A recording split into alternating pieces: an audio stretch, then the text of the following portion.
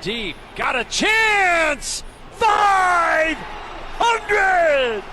Dan Dickerson, the radio voice of the Detroit Tigers, joins us. Double D, I could see by your excitement. Obviously, it took a little bit longer, and it would have been nice to call it at home. But can you take us through what it meant to you as the voice, but as a baseball fan, as a Detroiter, to call that home run yesterday? And thanks for joining us.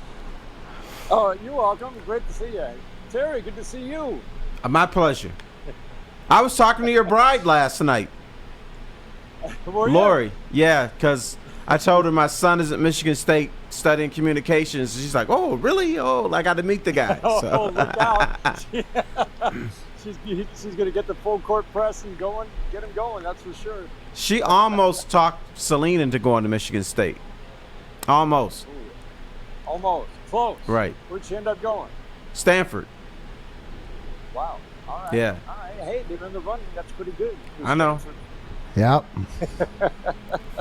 So yesterday, I mean, it's really interesting. You know, Miguel was averaging about a home run every 30 at-bats this year. He hit that home run 31 at-bats after 499. So it wasn't unexpected, but, you know, after he hits 499, every single plate appearance, you're just locked in. You're like, oh my God, this could be it. And then it goes to 15, 20, 25 at-bats. You're reminding yourself, okay, this could still be it. Let's stay focused here. But I don't know. It was just really neat. It really was. I just admired how he handled it. You know, everybody at home standing up, going crazy when he goes to the plate, and then goes silent. When have you heard a ballpark go silent when the home guy's up and it's a big moment? So, I mean, but he handled it. He didn't look like he was trying to hit home runs. He was trying to do what was right in that at bat. I don't know. I just think he loved it. He embraced the moment. Fans got a chance to show in every one of those at-bats. Maybe that was the best thing. Over 6 games, they got to show in every single at-bat by standing up and cheering how much he's meant to this franchise. I think he took that to heart. And then to see the Toronto fans do it was really neat. But it was just a great moment. Dan, when you knew 500 was coming, did you have something you wanted to say, or do you want it to all be spontaneous and emotional when the 500 home run actually came through? Yeah, it's a fine line because you can't just be caught on, off guard, but you can't plan it out either. So I did want to get in the part, and this is just because it's something I talked to. My son is not a big baseball fan. He's not a sports fan, which is kind of funny. But we were talking the other day, and he knew that Miguel was approaching 500.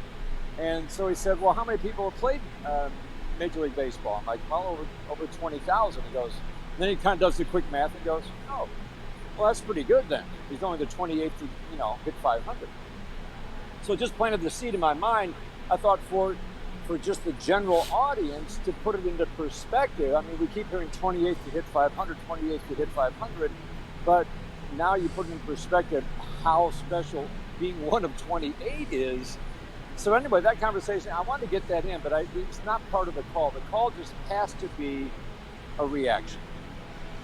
Just trust yourself, trust you're going to react to the moment, and use your eyes, describe, and then, you can get into that little nugget that I wanted to get in at the end. But it has to be about reaction. If you plan it out, you're toast.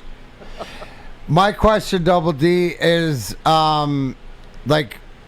did you know it was gone off the bat? Like, there's a few times in these last 31 at bats where you've got to watch it and go, the sound of the bat, if it's hit. I know there's been a few at home, either down the right field line or hit it in deep center. But, did you think this was the one when he hit it?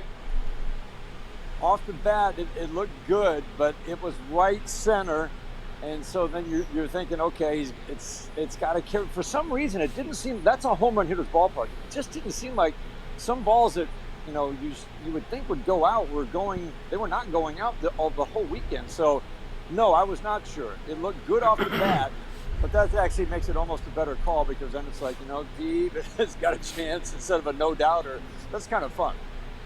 Yeah, I was going to say that your code word for this is definitely a home run is the no-doubter. Yeah. Right. like Ohtani's the other day.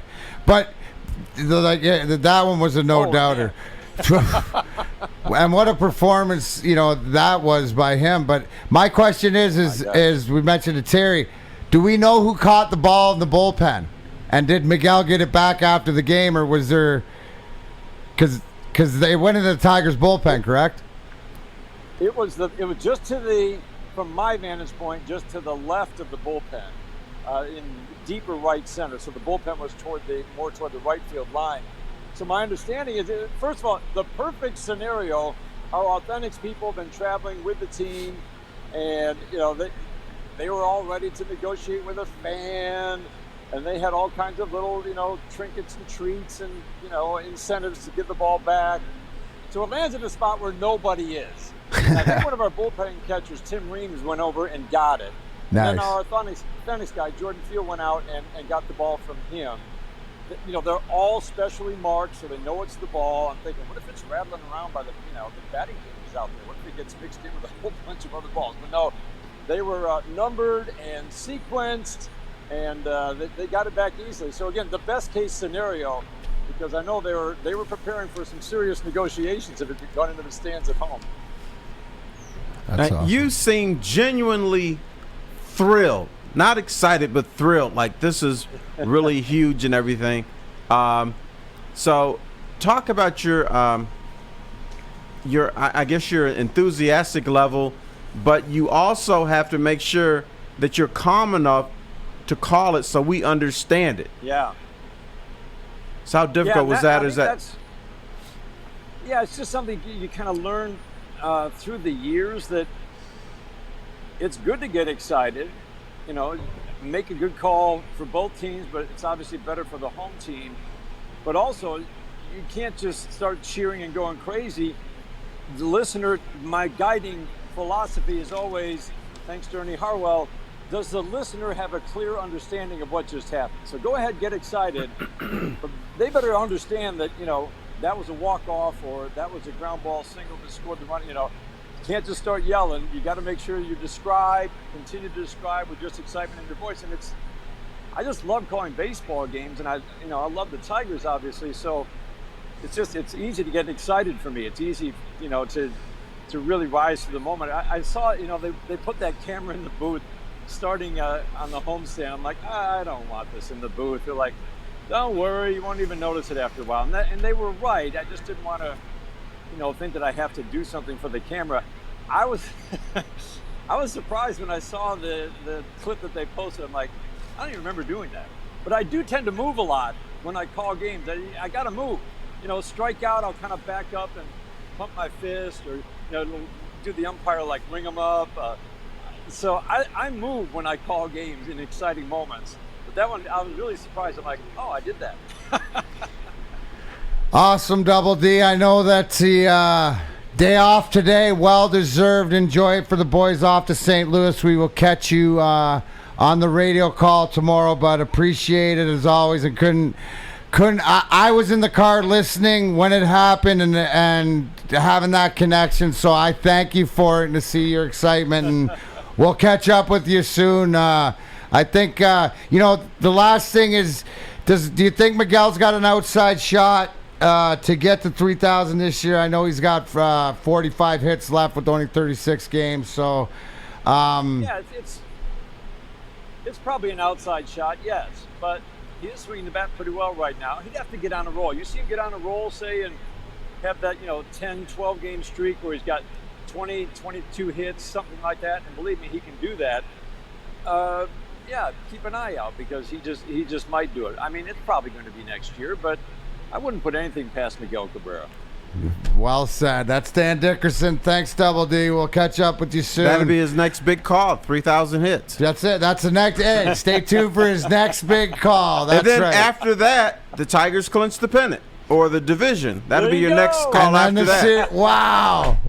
We got it all figured out here. That'll be 20 years from now. Like no, I'm just kidding. Yeah, whatever. Hey. We'll get it figured out. All right, enjoy your time, Dan. Thank you. Appreciate you. All right, guys, take care. You bet. That's Dan Dickerson, radio voice of the Tigers. You know what? He saw him walking outside, right? He's a little bit hot. You know what? If he gets inside and he's still hot, you might want to go to Northwestern Tech you too can start a new career in an industry that is always essential, the heating and cooling industry. Learn more today by visiting northwesterntech.edu.